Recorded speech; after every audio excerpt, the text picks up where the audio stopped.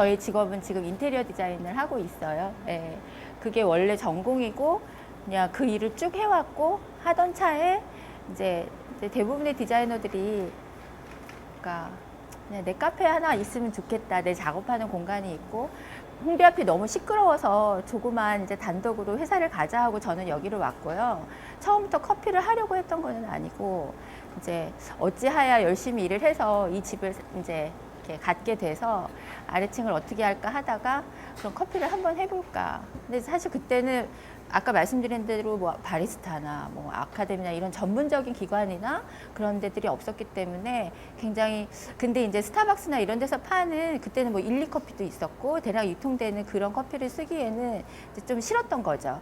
그래서 로스팅을 하는 곳을 그때 이제 막 찾고 공부도 하고 하면서 그래서 이제 그 결국은 로스팅을 바로 해서 할 수 있는 이제 그런 커피를 하는 걸로 컨셉을 잡고 그래서 이제 오픈을 했는데 근데 저는 이제 시작 자체가 커피로 돈을 벌어야겠다는 생각보다 일단은 사실은 여건이 되니까 한번 도전을 해보고 내가 좋아하는 거고 동네 세상에 커피 보고 마시러 갈 데도 없고 그러니까는 한번 해볼까라는 생각으로 사실은 처음엔 못 모르고 시작한 건 맞아요. 하지만 이제 성격상 이제 좀 제대로 꼼꼼히 해야 된다는 생각에 원두도 좋은 거 알아보고 나름 시스템을 갖춰서 제대로 오픈을 했는데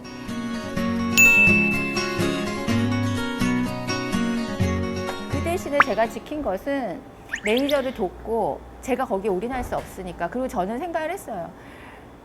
주인이, 그러니까 다 개념이 좀 다른데 저의 경우는 주인이 직접 장사를 하는 게 저는 조금 별로라는 생각을 했어요. 저보다 젊은 친구들이 활기차게 이렇게 하는 모습을 보이는 게 훨씬 나도 젊은 친구들이 있는 공간을 가서 커피를 마시는 게 훨씬 더 좋을 것 같다는 생각이 들었고 형편상 제가 직접 운영을 할 수, 그러니까 장사를 할 수도 없었고 저는 제 일이 있으니까 이제 그런 이제 뭐 중복 그런 겹치는 의미에서 어쨌든 매니저를 두고 매니저는 또 마찬가지고요. 대부분 지금까지 신입으로 들어와서 여기서 매니저 된 친구가 많아요. 그러니까 매니저라 해서 뭐 5년 돼야 되고 10년 돼야 되고가 아니고요. 제가 볼 때는 제가 보는 기준은 정말 열심히 하고 성실하고 하면 매니저, 그럼 맡기면 매니저인 거죠. 포스까지 다 맡기면, 관리까지. 그러니까 저는 나이도 중요하지 않고요. 저는 원래 경력을 안 봐요. 그러니까 오히려 경력이 브랜드에 있었던 친구들은 그거에 젖어 있어요. 경력이 돼서 오는 친구들이 정말 저하고 맞으면 좋지만 아닐 때는 서로 힘들더라고요. 제 경험으로는. 커피를 하면서도 제가 생각하는 가장 중요하다고 생각하는 거는 무리하지 않는 거 그리고 욕심내지 않는 거 내가 할 수 있는 만큼만 보여주고 그거를 지키는 것 남들이 지금 뭐 하니까 뭐 해야지 새로운 메뉴 막 짜야지 근데 운영이라는 것은 바깥에서 엄마들 있잖아요. 제 이제 학부형들 예를 들면 모르니까 운영을 안 해봤으니까 쟤네 엄마 왜 거기서 뭐 이것도 하고 이것도 해보지 막 얘기 많이 해요. 근데 막상 운영을 하면 그 아이디어가 없고 메뉴를 할 줄 몰라서 안 하는 게 아니라 내가 그거를 지금 할 수 있어 스텝도 있고 그러면 지금 여름에 그거 대박 날 것 같아갖고 막 했어요. 그런데 변수가 엄청 많은 거죠. 스텝의 변수도 있고 여러 가지 변수들이 있는데 내가 그거를 과연 내년에도 그거를 하고 있을까? 를 생각했을 때, 그러니까 이게 단점일 수도 있어요. 저의 경우 단점일 수도 있는데, 그래도 무너지지 않고, 그래도 유지를 할 수 있다라는 점에서는 저는 그게 제일 맞다고 생각했고, 그런 것들을 지켜서, 그래도 지금까지 단골 손님들이 많이 생겨가지고 막 흔들려서 이렇게 막 저래도 어디가 생기면 다 가보잖아요. 그럼 아무래도 여기로 오는 횟수가 줄겠죠. 그런데, 돌아오더라고요. 그거는 제가 여기서 예를 들면 손님들 입장에서 먹을 게 많지가 않아요. 그러니까 여기 먹을 게 없고 뭐가 없고 하는데 저는 여기가 카페가 아니고 커피하우스거든요. 그러니까 제가 지킨 거는 커피예요. 최소한 커피만은 지키자라는 생각으로 그 커피조차도 어떤 손님들은 뭐 너무 진해 어떤 맛이야 막 이렇게 하지만 어느 정도는 내가 생각할 때 우리 스태프들이라고 같이 생각했을 때 이게 좋은 거라는 이게 제니스 커피야라는 맛이 있으면 그거를 더 좋게 하는 것보다 나빠지지 않게 그걸 유지하는 거를 저는 제일 크게 중요시 여겨서 그랬기 때문에 10년 동안 그래도 오는 손님들이 계속 오고 그렇다는 생각이 들고 제니스는 제 큰딸 이름이에요.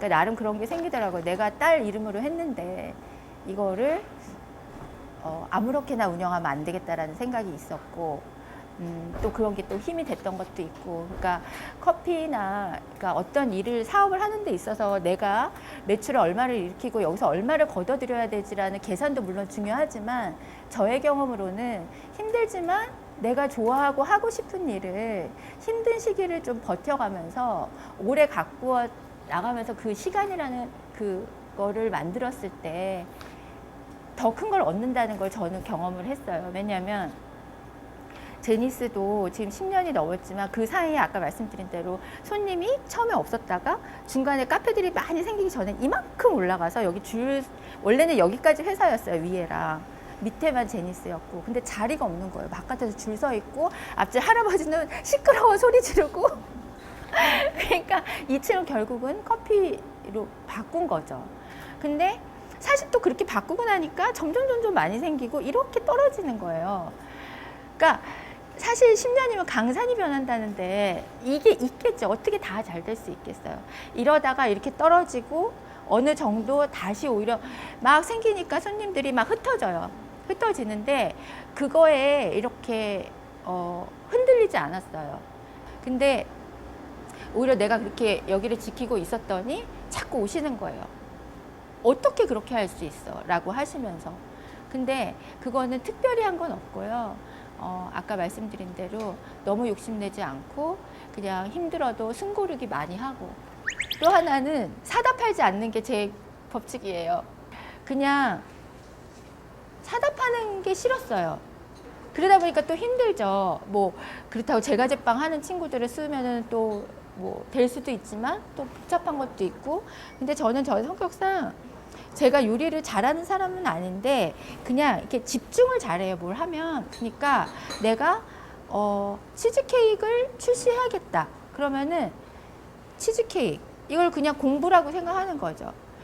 많이 먹어보고 내 입은 퀄리티를 높여놓고 감각을 키워놓고 그 다음에 레시피를 다 모아요. 인터넷도 있고 요즘은 책도 너무 많잖아요. 그러면은 그 중에서 A, B, C를 추려요. 제일 괜찮을 것 같은 거. 나는 리치한 맛이 좋다라고 정했으면 리치한 치즈케이크를 만드는 레시피를 3개를 찾아요. 예를 들어. 그러면 이 3개를 갖고 그람을 다 정해서 메모를 하고 만들어 보죠. 그리고 다 같이 시식을 해요. 그리고 그 중에서 이제 또 조절을 해서 2개로 줄여요. 거기서 또 취합을 하고 또 줄여요. 그 다음에 하나가 정해지면 아, 이제는 이게 하나 만들었을 때 이 맛인데 우리가 지금 하루에 10개 정도 나갈 거다? 그러면 10개를 만들 때는 어떻게 해야 되나를 다시 또 정해요. 그러면서 하나씩 메뉴를 10년 동안 늘려서, 그리고 저희가 여기서 뭐 특별한 요리를 하는 게 아니고 커피든 뭐가 됐든 다 함께 그 당시에 있었던 스태프끼리 다 레시피를 정해서 레시피북을 하나하나 만들어서 책이 있기 때문에 그냥 누가 와도 저희는 모든 직원이 그걸 공유해요. 주방에 놓고. 그래서 그냥 다 가르쳐줘요. 그럼 누가 해도 같은 맛이 나오는 거죠. 그리고 그랬을 때 그 친구들도 뭔가 배워가는 느낌이 있을 거라고 저는 생각을 하고, 그래서 케이크이고 뭐고 뭐 그 친구들이 제과 제빵 했던 친구들은 한 명도 없어요.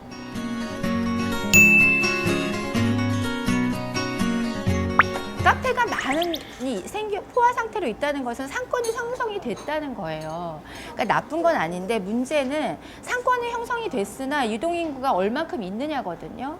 근데 상권이 있는 그거 대비 유동인구가 없는 거예요.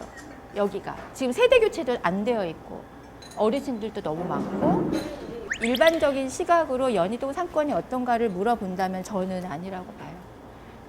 그냥 어차피 같은 돈을 들여서 하는 거라면 뭐 이렇게 좀 사람이 밀집되는 곳으로 가는 게, 물론 거기에 가면은 경쟁할 사람들이 더 많기 때문에 그렇다고는 하지만 기본적으로 사람이 많이 와야 하고 많이 있어야 모이는 곳이어야 일단 우리 가게에 들어올 수 있는 확률이 한 번이라도 더 생기는 건데, 중요한 거는 내가 무기를 갖고 있다가 손님이 왔을 때 그 손님 다시 오게끔 하는 게 중요한 거죠.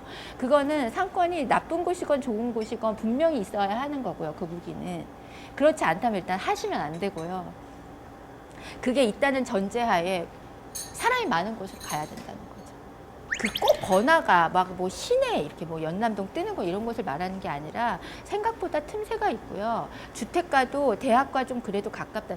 연대는 정말 조용하게 여기로 와서 공부하려고 오는 거지 아이들이 즐기려고 하는 건 다 이쪽으로 안 온다는 얘기죠. 그러니까 뭐 예를 들어 뭐 조금 대학가와 이렇게 아파트가 좀 걸려 있다든지 아파트는 엄마들 마실도 나오고 아이들 뭐 생일 잔치를 할 수도 있고 뭔가 여러 가지가 있는데 여기는 아파트도 없고 아이디어가 있으면 방법은 다 나오고요. 틈새 시장은 분명히 있어요.